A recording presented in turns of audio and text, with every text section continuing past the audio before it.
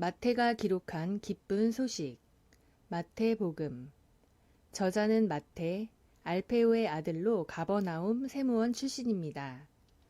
연대는 AD 65에서 70년경 예루살렘 파괴 직전에 기록되었습니다. 목적은 첫째, 예수님이 바로 다윗의 후손으로 오신 유대인의 왕이요 메시아이심을 알려줍니다. 둘째, 유대교에서 개종한 신자들에게 율법과 복음과의 관계성을 깨우쳐 참 신앙에 이르도록 합니다. 1장. 이것은 아브라함과 다윗의 후손 예수 그리스도의 족보이다. 아브라함은 이삭을 낳았다. 이삭은 야곱을, 야곱은 유다와 그의 형제들을 낳았다. 유다는 다말에게서 베레스와 세라를, 베레스는 헤스론을, 헤스론은 람을 낳았다. 람은 암미나답을, 암미나답은 나손을, 나손은 살몬을 낳았다. 살몬은 라합에게서 보아스를, 보아스는 로색에서 오벳을, 오벳은 이새를, 이새는 다윗왕을 낳았다. 다윗은 우리아의 아내에게서 솔로몬을, 솔로몬은 르호보암을, 르호보암은 아비야를, 아비야는 아사를 낳았다. 아사는 여호사밧을, 여호사밧은 요람을, 요람은 우시야를 낳았다. 우시야는 요담을, 요담은 아하스를, 아하스는 히스기야를 낳았다. 히스기야는 므낫세를, 므낫세는 아몬을, 아몬은 요시야를 낳았다. 요시야는 바빌론으로 잡혀갈 무렵 여고냐와 그의 형제들을 낳았다. 바빌론에 잡혀간 후 여고냐는 스알디엘을, 스알디엘은 스룹바벨을 낳았다. 스룹바벨은 아비옷을, 아비옷은 엘리야김을, 엘리야김은 아소르를 낳았다. 아소르는 사독을, 사독은 아킴을, 아킴은 엘리옷을 낳았다.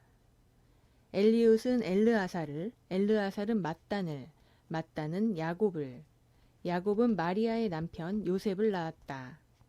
그리고 그리스도라는 예수님은 마리아에게서 태어나셨다. 그러므로 아브라함으로부터 다윗까지 모두 14대이며 다윗으로부터 바빌론으로 잡혀갈 때까지 14대이며 바빌론으로 잡혀간 때부터 그리스도까지 14대이다. 예수 그리스도의 태어나신 일은 이렇다. 예수님의 어머니 마리아는 요셉과 약혼하였으나 아직 결혼 전이었다. 그런데 성령으로 임신한 사실이 알려졌다. 그러나 의로운 사람인 약혼자 요셉은 마리아를 부끄럽게 하고 싶지 않아서 남몰래 파혼하려고 마음먹었다. 요셉이 이 일을 곰곰이 생각하고 있을 때 꿈에 주님의 천사가 나타나 이렇게 말하였다. 다윗의 후손 요셉아, 마리아를 아내로 맞아들이는 것을 주저하지 말아라. 그녀가 임신한 것은 성령으로 된 것이다. 마리아가 아들을 낳을 것이다. 그의 이름을 예수라고 불러라. 그가 자기 백성을 죄에서 구원하실 것이다. 이 모든 일이 일어나게 된 것은 하나님이 예언자를 통해서 말씀하신 예언이 이루어지도록 하기 위해서였다. 처녀가 임신하여 아들을 낳을 것이며 그의 이름을 임마누엘이라 부를 것이다. 임마누엘은 하나님께서 우리와 함께 계신다는 뜻이다. 요셉은 잠에서 깨어나 주님의 천사가 일러준 대로 마리아를 아내로 맞아들였다. 그러나 그는 마리아가 아들을 낳을 때까지 그녀와 잠자리를 같이 하지 않았다. 마리아가 아들을 낳자 요셉은 이름을 예수라 하였다. 2장. 예수님은 헤롯 왕 때 유대 베들레헴에서 태어나셨다. 그때 동방에서 박사들이 예루살렘에 찾아와서 유대인의 왕으로 태어나신 분이 어디 계십니까? 우리는 동방에서 그분의 별을 보고 그분에게 경배드리러 왔습니다. 하고 말하였다.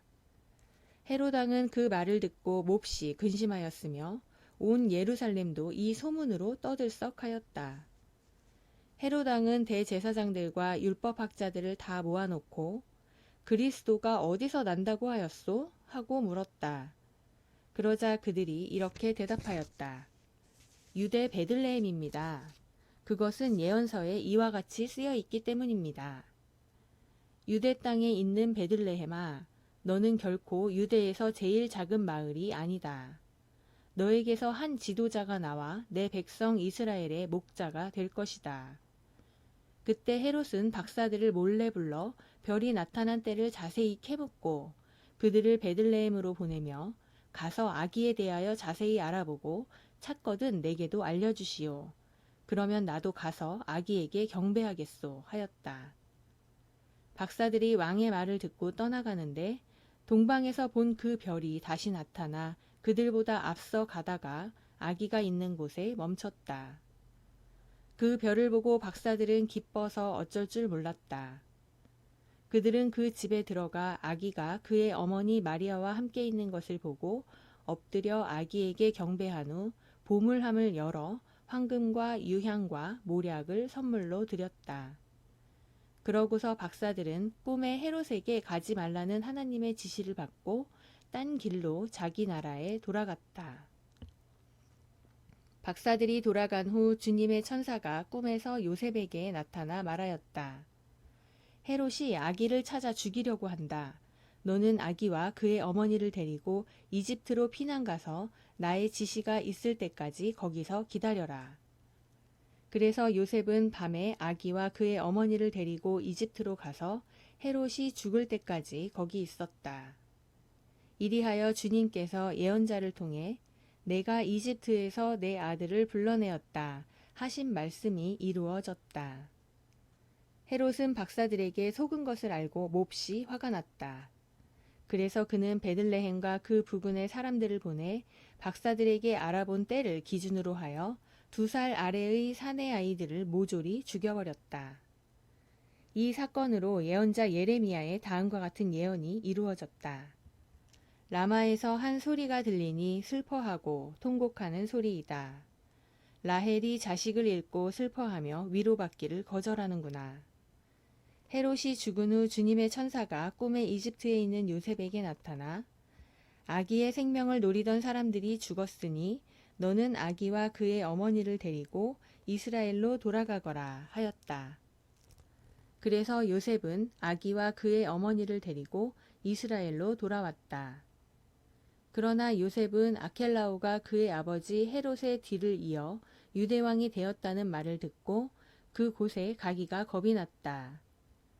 그는 꿈에 하나님의 지시를 받고 갈릴리 지방으로 가서 나사렛이란 동네에서 살았다. 그래서 그를 나사렛 사람이라고 부를 것이다 라는 예언자들의 예언이 이루어졌다.